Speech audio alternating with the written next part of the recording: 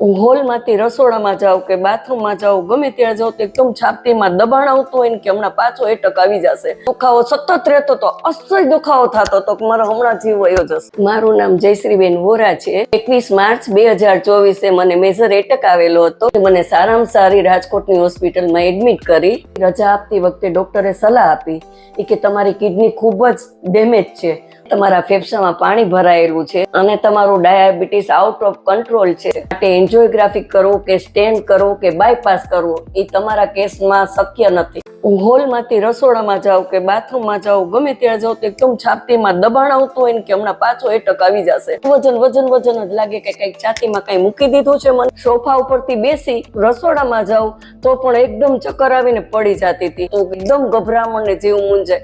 મારું હૃદયનું પમ્પિંગ 30% ચાલતું હતું. અત્યારે 35 દિવસ મેં સીપી ટ્રીટમેન્ટ લીધા પછી મારું હાર્ટનું પમ્પિંગ 50% પહોંચી ગયું છે. પહેલા જે મને હૃદયની તકલીફ હતી તે અત્યારે બધી જ દૂર થઈ ગઈ છે.